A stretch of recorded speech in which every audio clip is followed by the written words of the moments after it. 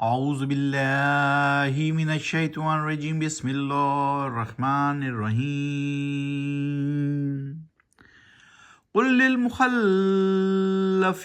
من الأعراب ستدعون إلى قوم أولی باس شدید تقاتلونهم أو يسلمون فإن تطیعوا یؤتکم اللہ اجرا حسنا وَإِن تَتَوَلَّوْا كَمَا تَوَلَّيْتُم مِّن قَبْلُ يُعَذِّبْكُمْ عَذَابًا عَلِيمًا۔ ابھی آپ کے سامنے آیت نمبر 16 کی تلاوت کی گئی۔ سورت ہے الفتح، 48ویں سورت، 26واں پارہ، 26ویں پارے کا نام ہے حامیم۔ آج ہم کریں گے 16 سے لے کر 20 تک کی تلاوت اور اس کا ترجمہ بھی پڑھیں گے۔ آئیے 16 کا ترجمہ پڑھتے ہیں۔ قل للمخلفین، کہہ دیجئے۔ قل بہت جگہ قرآن شریف میں استعمال ہوا ہے، اس کا مطلب ہے کہہ دو یا کہہ دیجئے۔ کہہ دیجئے اے نبی صلی اللہ علیہ وآلہ وسلم ان پیچھے رہ جانے والے بدوؤں سے کہ عنقریب دعوت دی جائے گی تمہیں مقابلے کی ایسے لوگوں سے جو بڑے طاقتور ہیں۔ تم کو جنگ کرنی ہوگی ان سے یا وہ تابعدار ہو جائیں گے تمہارے۔ پھر اگر تم نے اطاعت کی، پیروی کی تو اللہ دے گا اجر تم کو، اجر حسنہ یعنی بہترین صلہ، بہترین اجر۔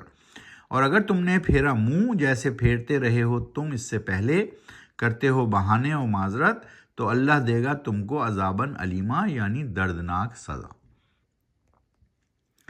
آیت نمبر 17 لیسا علی الأعمى حرج ولا علی الأعرج حرج ولا علی المریض حرج ومن یطع اللہ ورسولہ یدخلہ جنات تجری من تحتها الانہار ومن یتولی یعذبہ عذابا علیما۔ نہیں ہے اندھے پر کوئی حرج اور نہ ہی لنگڑے پر کوئی حرج، نہ ہی مریض پر کوئی حرج کہ نہیں شریک ہوں وہ جنگ میں، اور جو شخص کرے گا اطاعت اللہ کی اور اس کے رسول کی، داخل کرے گا اللہ اسے ایسی جنتوں میں کہ بہہ رہی ہیں جن کے نیچے نہریں، اور وہ جو پھیرے گا منہ تو دے گا اللہ اس کو عذاباً علیمہ یعنی دردناک سزا۔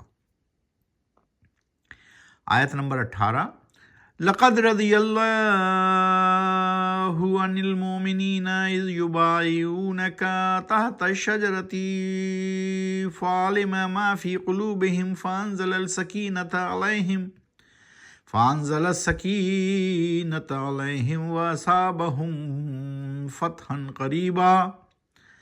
یقیناً راضی ہو اللہ مومنوں سے جب کر رہے تھے وہ بیعت تم سے نیچے درخت کے، تو علم تھا اللہ کو ان کے دلوں کی کیفیت کا۔ پھر نازل فرمائی اللہ نے سکونیت یعنی سکون، اطمینان کی کیفیت ان پر، اور انعام دیا۔ یہ اصل میں صلح حدیبیہ کی صورت میں صلح حدیبیہ کا ذکر کر رہے ہیں اللہ سبحانہ وتعالیٰ کہ جب یہ معاہدہ ہوا تو ایسا لگتا تھا کہ یہ مسلمانوں کے خلاف ہے اور اس میں ساری باتیں، لیکن اللہ سبحانہ وتعالیٰ کی طرف سے یہ اطمینان تھا، کیونکہ اللہ نے مسلمانوں کے دلوں کو اطمینان کی کیفیت عطا فرمائی۔ اور پھر صلح حدیبیہ کی صورت میں فتح قریب یعنی فتح قریب یعنی نصرت حاصل ہوئی، فتح حاصل ہوئی بعد میں۔ وَمَغَانِمَ كَثِيرَةً يَأْخُذُونَهَا وَكَانَ اللَّهُ عَزِيزًا حَكِيمًا۔ جبکہ مال غنیمت بھی بہت سا حاصل کریں گے وہ جلد ہی، اور ہے اللہ عزیزاً حکیمہ، زبردست حاکم اور بڑی حکمت والا۔ وعدکم اللہ مغانم کثیرۃ تاخذونها فعجل لکم هذه وکف ایدی الناس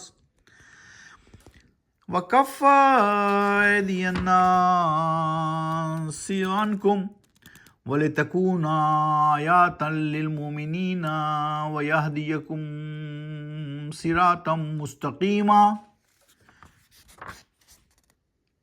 وعدہ کیا تھا تم سے اللہ نے مال غنیمت کا ڈھیروں، جو حاصل کرو گے تم، تو دی اس نے تم کو یہ فوری فتح، جبکہ روک دیے ہاتھ لوگوں کے، حوصلے پست کر دیے منکرین کے تم سے،